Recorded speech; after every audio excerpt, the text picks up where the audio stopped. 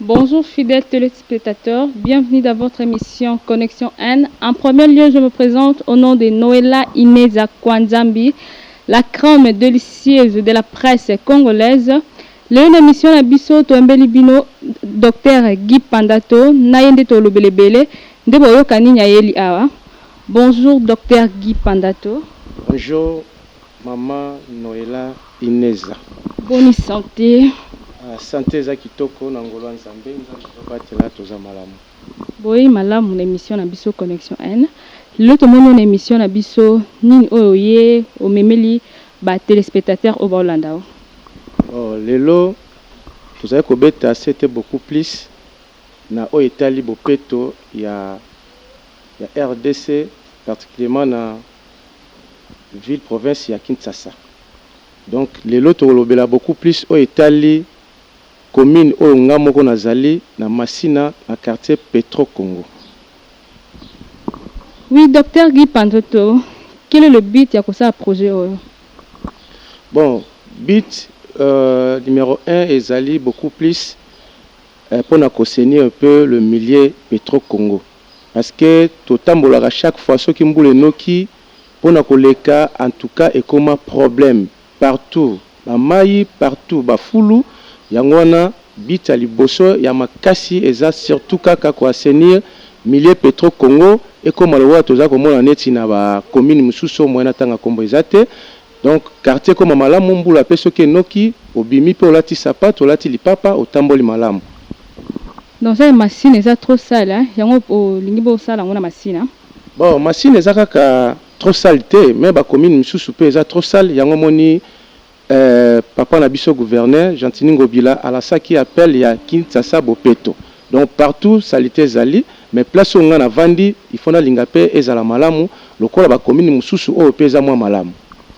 Bon docteur Guy qui est derrière vous na projet? Bon projet mutaza na sima na ngai ezaka ka Nzambe Nzambe to sambela kande aza na sima na ngai. En tout cas par Nzambe mutu mususu na sima na ngai azate na ebité à la longue mutu akosepela wike mwana mobali comme abundi to tie loboko wana moi ça va mais pour le moment Nzambe ga mutaza sima na ngai nde tozotambola naye pour projet oyo esimba. Donc ezaka na ba force moko ndo sepeli kaka usa projet pour le bim mutaza sima na ote. Oui ezaka ka ne be fort na nga moko talaka ka mutu esika avanda kalinga pesa la moi kimia pesa la propre parce que ba romona oka kolati propre mais ici qu'on vend des propreté wana eza bien te yango wana tozali na besoin to assainir milieu ya Petro Congo ya Masina ata ba sans fil nyonso ba Pascal nyonso eza na kati ya Masina po ezala malamu. Bon docteur Guy, pourquoi ponika Masina pour ba commune ya Kebele ezaka pour vandi na Masina ou comment? Bon na poni Masina premièrement place oyo nga mona zali naza natif ya Masina ya Petro Congo il faut na linga ezala malamu. Soki nzamba ko batela akopesa makaso toza na ngona pema pourquoi pas tokokende ba commune mususu ata banjili wana tokokende tokoke balemba tokokele matete nyonso toza ba congolais biso nyonso toza pe na kati ya kin toza na besoin kinu nyonso pe Congo mobimba ekoma bopeto. Bon docteur Guy Pandato ba Olanda yo bani bayeba soki projet ko suka kana masina ou bien otambola na ba commune nyonso. Bon ngai personnellement naza kuna posa soki makoki kozala Nzambe so apesi makoki apesi makasi koke na même ata ba province mususu ezaka atene ya Masina projet ezali après Masina posa ezali tokene même ata na balemba tokene na matete tokene voir même balimité donc partout ceux qui ma possibilité ezali tokende eza na frontière te posa na ngeza vraiment Congo ezala bopeto et surtout kin ezala bopeto.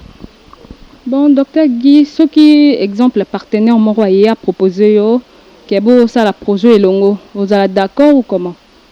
Bon, ce qui makanisi na ye na oyanga ekutani pe na moni azana ba projet nga na zana ngo yepe eza ndenge mona oya ye attaque ba congolais moya ko boye ezalité dans la main dans la main to kende to sali yango ensemble na ye eza mabete to ndima kaka. Mais il y a un problème pour yo bandi tant soit ko ya alinga zala au-delà na yo alinga konza yo il y a un problème pour yo mo bandi projet na yo. Maman Noëlla Ineza bon na ebité muto yo abandi eloko na ye et comme à la longue mutumoko ayeboye ya comme kaza le devant wana tanzambe aroza contre ce qui a olingato tambola pour intérêt ya moka olingata za liboso na ngai abaka comme na kuti muto na œuvre oyo na soutenir ye to kende liboso mais ce qui a comme koyake azala liboso c'est-à-dire azala intérêt moko ya bien te wana za pona kobongisa mboka te. Bon, docteur Guy Pandato bat balandi yo bayoki ndengo lobi projet oyo eza vraiment projet moko malamu atanga pe na sepeli nango komona na ba commune ebele o mona salité liboso neti lobi nazalaki na commune moko quelqu'un liboso église moko boye o eza eyebani de partout à Kinshasa na moni salité makasi na liboso école moko pe boye na moni pe salité makasi ko tant que yo partenaire ya projet au Kimbopeto et le venu au na bango bon bato continuer toujours ko ta salité na liboso na bango donc bato linga ko ta propriété te. Bon et le quoi les osala pasi makasi donc yango wana omoni projet wa masina bopeto to na eloko moko ya sika ou peut-être ba commune mususu pe ba yebi yango te mais na masina ba koza peut-être parmi ba première commune au ba kosala yango. Donc et pendant nga nazana on a ko benga sac poubelle oyo yango nde ekosunga vraiment et protéger biso na ba maladie mususu na kata sac poubelle oyo tando remettre ngo na ba abonné na biso o ba kolinga kotambola elongo moko na projet na biso ya masina bopeto. Mais ba sac poubelle c'est gratuitement ou c'est payant? Bon ba sac oyo tokopesa ngo na mutu nyonso azali abonné tokopesa yango gratuit donc ekozala afungoli atie matiti na ye na kati awa salité na ye poubelle na ye bafufunde lalaka na tongo atie na kati l'air atie po tozala protéger eza na singa oyo ezali oyo akokanga l'air akangi même ye moko aza na kati ya lopango moye solo wana ekota ye ya poubelle ekota ye eza te soki akangi yango atie na coin ya lopango boye. Maintenant les jours oyo pousser à koleka pour azwa sac poubelle oyo akozongo kaka ndenge ezali boye atango na pousse et puis ake kobwaka nde tomonaka epa na biso to na habitude oyo za na poubelle na lupango soki pousser aleki obwaki poubelle na yo bordure ménagère no na kati et puis ozongisi poubelle eza lokola na mutu azo pusango aza na maladie na biso motokuta na bona nzela tokoma so tomoni ba pousse ane leki na nzela tokoma kokanga zolo pona nini pona solo yango na masina bopeto to ene loka sika oyo tokotia ba sachet da sac ya poubelle na kati ya lopango l'air ba wa kozwa kaka ndenge za bongo bake babwaki et puis le lundi ba ko remettre susu sac poubelle mususu pour esunga mile na biso ma maladie ezala mingi te. Bon docteur Guy Pandato pour être abonné na pour ba le biloko c'est payant ou comment? Bo futa be o yana biro na bino. Bon, dans un premier temps, comme le début était toujours difficile, biso to kokende vers ba abonné. Mais par après, ba abonné on a besoin na biso comme il y a des numéros à cause à l'obligé, soit ya kobenga, soit ya koleka na bureau à s'écrire à 5% na ezanini on a besoin parce qu'il y a beaucoup de sacs, il y a des sacs à 30 kg, il y a des sacs à 50 kg, il y a des 60 70 voire même 150 kg. Or au monde que il faut sac à 150 kg. To pesier to komi comme on est to pesier papier. Oh ezolaksa engagement oh yé abonné à zanango na machine à bopeto to pesier maintenant à la fin il y a moi nde ba koleka ezana ba gens commerciaux oh ba koleka pour na ko récolter ba poubelle wana ba pesa ba poussière et puis ba pesa quelque chose pour esunga tozo mbongo to lukande nini ya kosomba ba sac poubelle oyo et puis équipement mususu pour na bata misala. Ah bon. Voilà, fidèles téléspectateurs, quand on a observé le tozana docteur Guy Pandato, na yende tokolobela etali propriété Kimbopeto.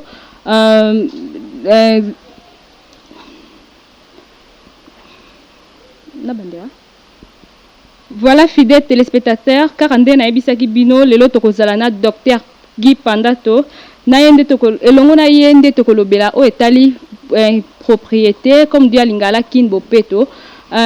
Bongisa liboso na yo ndeko na nga ozotlanda ngai na ngonga oyo bongisa liboso na yo po éviter maladie ezala ba maladie msuto ozwa ngo okaseta msu famille mais za famille te mais eza grâce que yo moko zo bongisa liboso na yo te bongisa esiko vandi pour éviter maladie.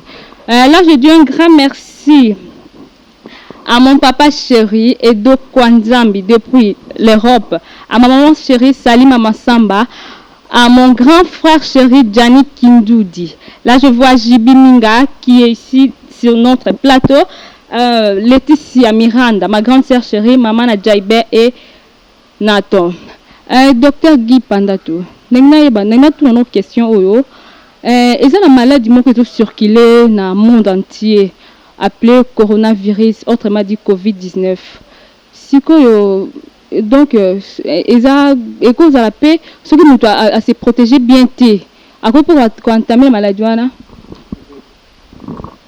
quoi attraper? Si on a bandé la noce, non ça.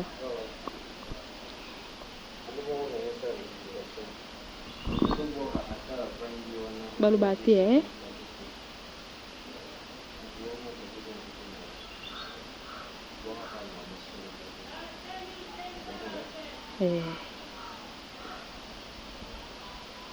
na bande place là.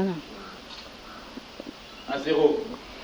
Voilà, fidèles téléspectateurs, quand on a eu le Tozalana, docteur Guy Pandato, et le monde a été lobela au état propriété, comme Dieu a l'ingala bopeto. Donc, on déconne bongisa li bosso na yo, bongisa li bosso na pour éviter cette maladie. Au moins, maladie moussou, les gens habitent au yabate, babitite, au kokondoki, au no kondoki, au kezayo mokonde, aux bongisa li bosso na yo te. Donc, bongisa li bosso na yo, pose à la protéger. Pour la protéger de la maladie belée, donc mi bongisa.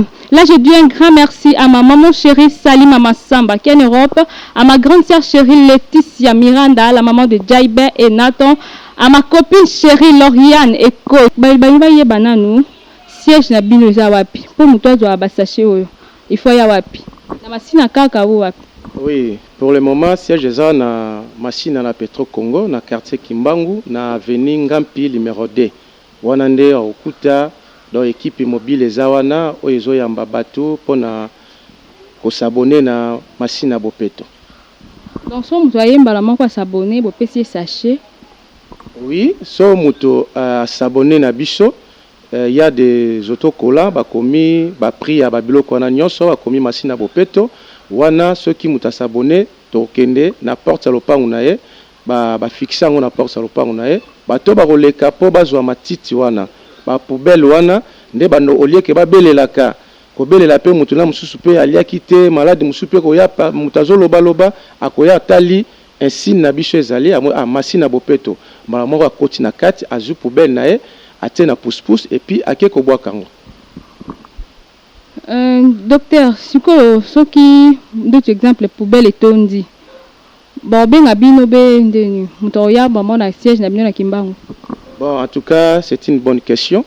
Na ba autocola même na ba dépliant tozo pesa na ba famille et ba numéro na biso nyonso eza na kati parce que totaki quand même faut hors des ala. Lundi ba ye ba pesi yo sac poubelle. Maintenant obandi kotia ba poubelle na yo ba déchono nyonso o salela musana kati ya lupango. Maintenant les samedis, dimanche, nde ba okende ba kozwa. Mais si arrivé que poubelle est tondi avant les samedis, comme numéro ezali, rien n'empêche abonné à ko benga, à moto azala permanent, à ken na pousse à azu ba sac poubelle na et puis à ko boaka. Donc problème est atteignon, c'est déjà planifié. Et quand on fait poubelle et tondi, mutabwa ki ne peut pas battre matito balekara matite leki. Et poser un problème te que sachet na bino na logo na bino kei. Te wana ozala problème parce que tu expliquer ba bonné na biso très bien que bateau ba roya obele la matiti eza ya biso te bateau o ya biso ba rozala na bilamba eza na logo ba komi machine na bopeto ata ce qui est tondi comme numéro ezala rien qu'ata bip parce que bureau eza déjà établi ata bip papa ba tali numéro ba bike non o eza numéro ya abonné na biso ba ko rappeler ba souci na ezali nini. Docteur Guy Pandato, ils ont une maladie moko, ils ont boma, ils ont micro na buzz dans le monde entier, appelé coronavirus, autrement dit Covid-19. Docteur, n'engna tout nana nous, ceux qui nous se protéger donc est-ce qu'on peut attraper maladie facilement? Oui, merci beaucoup pour la question. Moi même le monde déjà paralysé à cette ya pandémie oyo coronavirus, autrement dit Covid-19.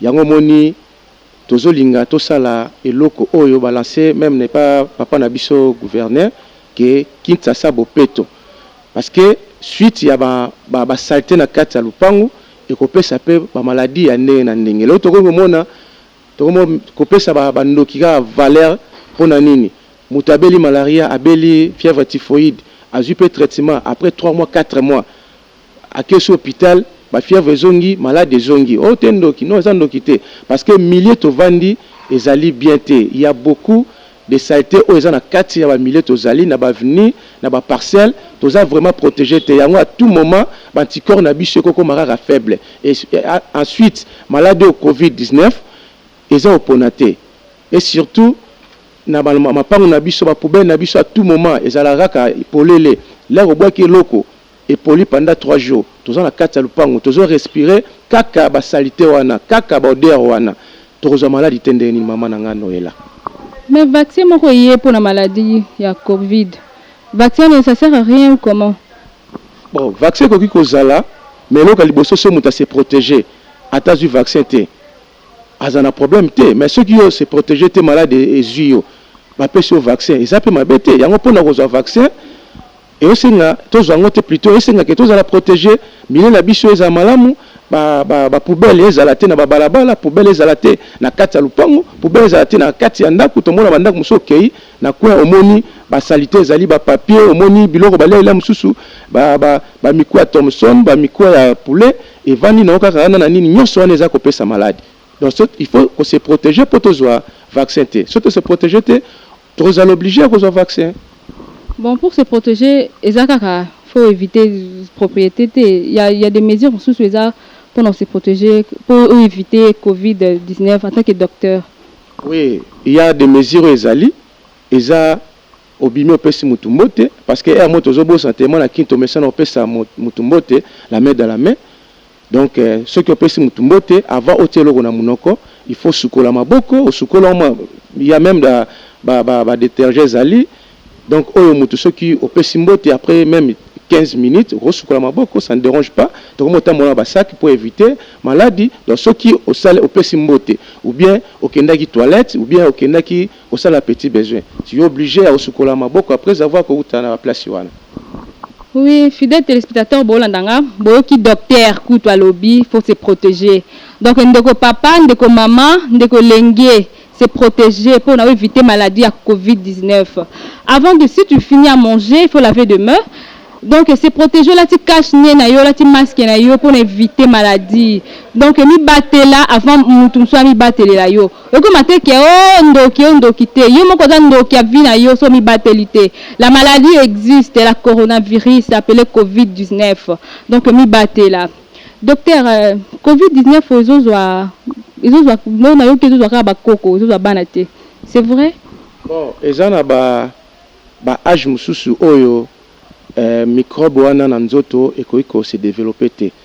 Donc beaucoup plus bano bazana moins il y a 10 ans, baza beaucoup plus épargné, mais au-delà il y a 10 ans, baza toujours exposé.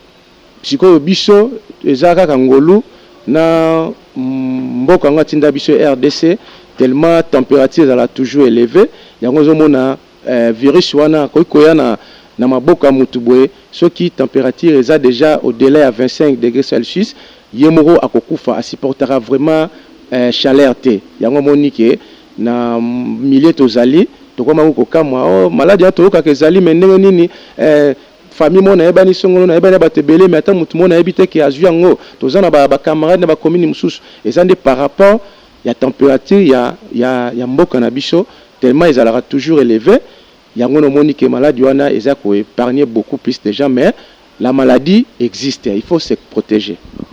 Mais docteur yo bangite pour maladie yango ndezo circuler zo sala ils na base mikolo onika opona ka ke osala mabope to place salité zali bangite ke ko attraper pe maladie ezate ka maladie corona il y a plein de maladies ko attraper mutu à travers la salité donc bangi na ote pour ça docteur ou comment te préparer déjà à conséquence yango no monique toza penda bien parce que même ata ba travailler na biso à tout moment ba na terrain ba ozanga cache nete bakozanga bagante bakozanga basava à tout moment place baotambola babiloko na nyonso to préparer yango pe tozala lisusu la longue na projet oyo ezala même ata ko nettoyer même ata ba parcelle surtout ba bonner na biso après avoir kolongola bordure ménagère wana tozala ba produit mususu oyo tonoya ko to désinfecter donc toute la maison même ba toilette ko sukola ko tia bakisi pour milliers na biso pena tona na besoin vraiment masina et que ne liboso pe baloba te eza na commune moko mona masina.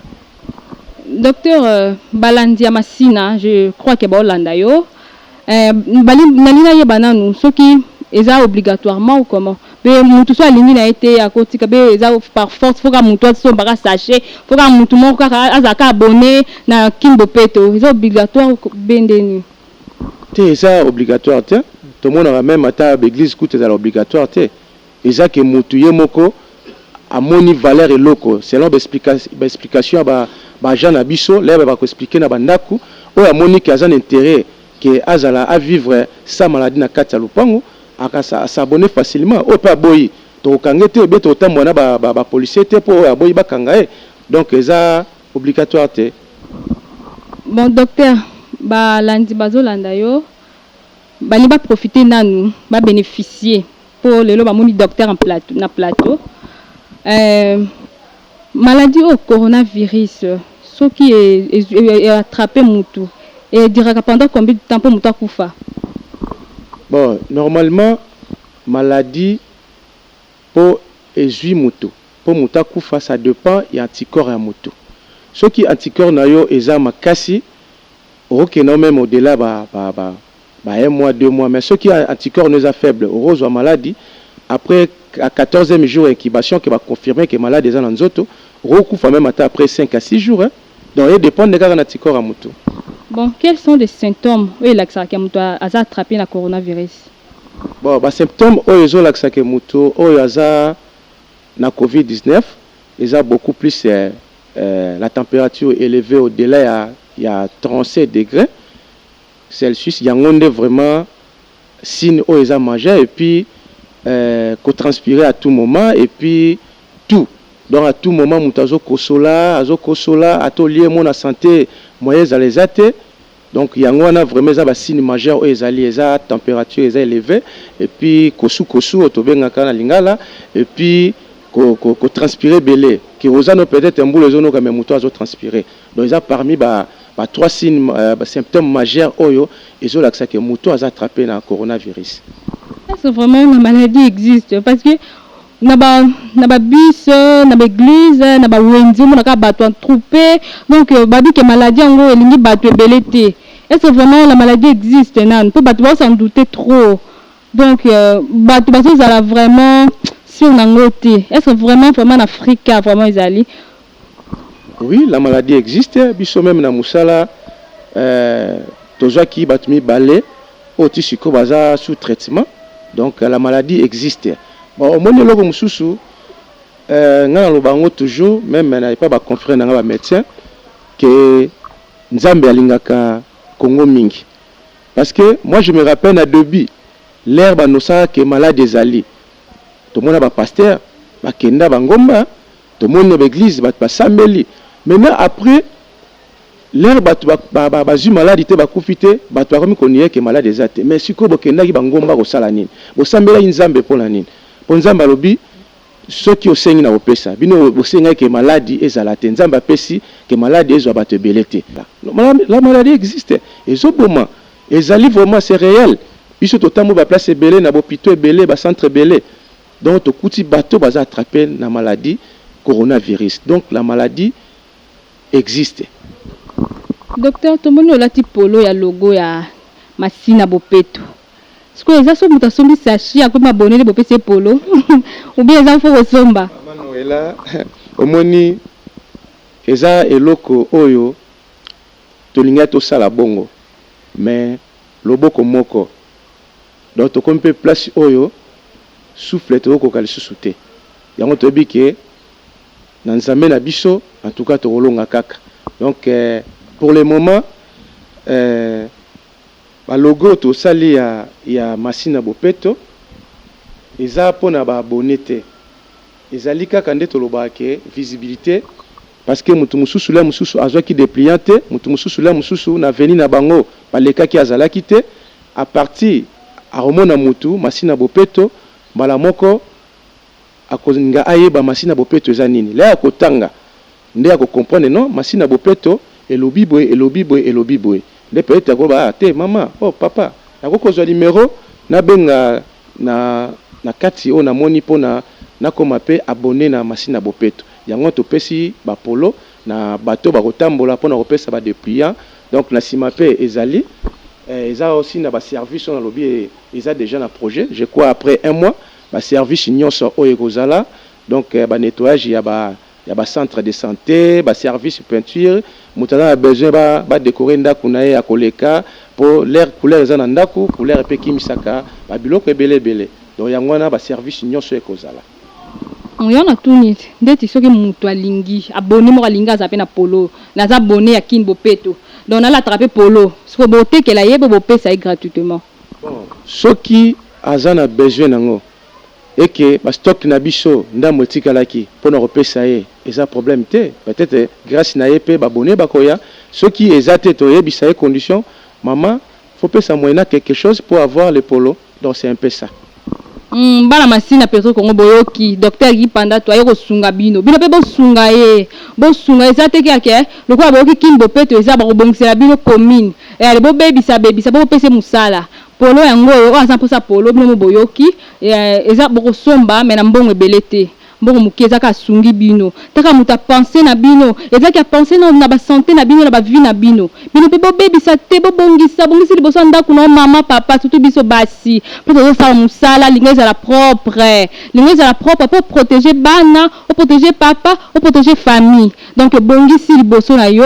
Ceux qui nous s'abonner, docteur Guy Pandato Azawana, na sous émission, on peut s'adresse, on peut sa numéro de téléphone, au bengaye, ne au kozala abonné yakin bopeto. Bon, docteur Guy Pandato, donc comme que chuter vers la fin de notre émission, au cas où on peut s'abuser adresse précisément, na numéro de téléphone, ya ni na bino bureau na bino. Bon bureau ezali na avenue Ngampi numéro 2.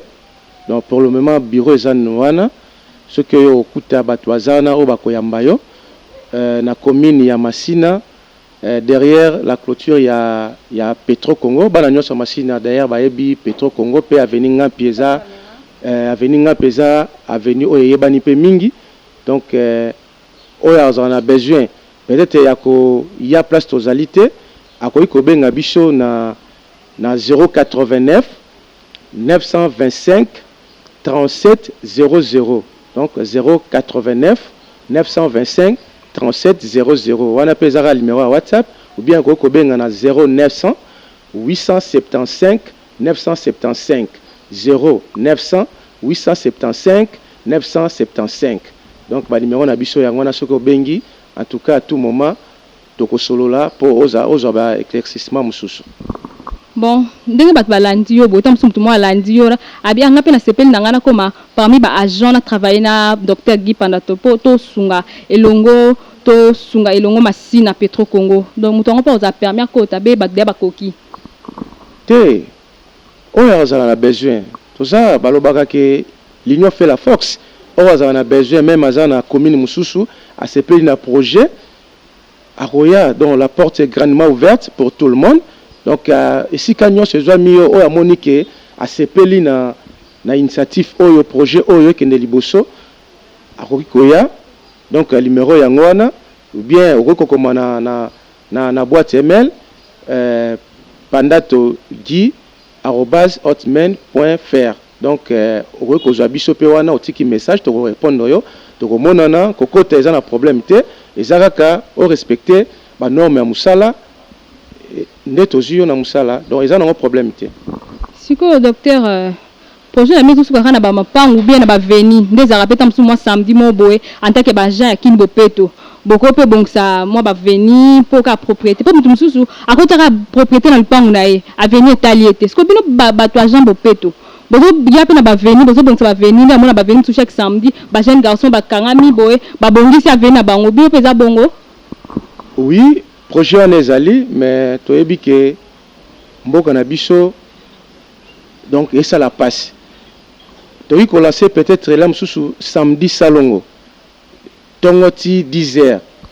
Romona bato lingate na bakwen bato azoteka yango ndezo sala passe. Yango tolobaki cette fois-ci tokotambola na la police, on a annoncé 2 ou bien un jour avant que samedi salongo bato bakanga po baja masina bopeto babima na balabala après avoir kobongsa na kati ya lupango faut pe libanda ezala bien parce que oza na kati oza protégé libanda oza protégé te donc maladi kaka yozo yango wana toko lancer eloko wana bientôt là toko kota tina bakati avenir na masina na Petro Congo to bongisa partout pour kimia pe propriété ezonga ndezara kala. Bon, docteur Guy Pandato, comme na biso na suka émission na biso balandi ya masina Petro Congo ba Olanda yo moi liloba tant que mutuna bango ya Kimbo Peto oyo ko propriété na commune na bango moi liloba pona bana masina Petro Congo.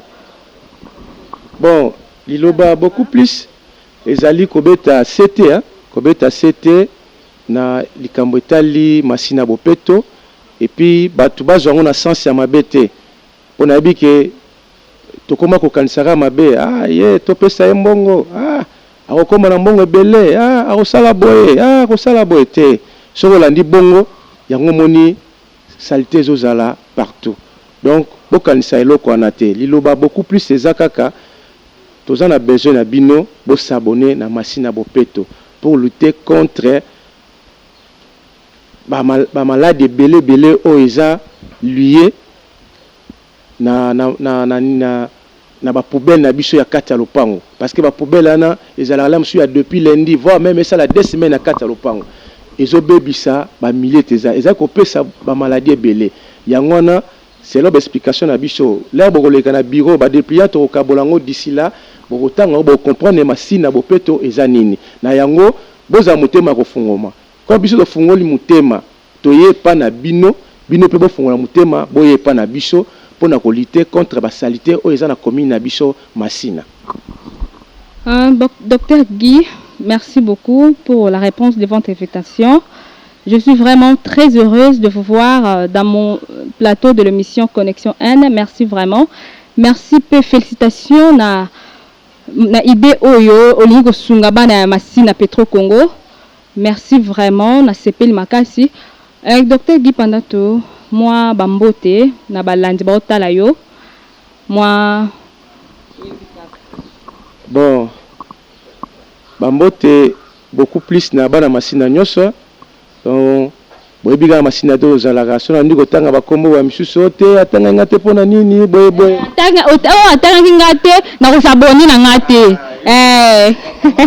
oh docteur Guy Pandato abo tanga abo ko dédicacer nga dans na saboni na ngate talaka aux émissions hein les émissions nous courons derrière le temps donc ata boa kiote oyebi pa yebio donc aux amutema.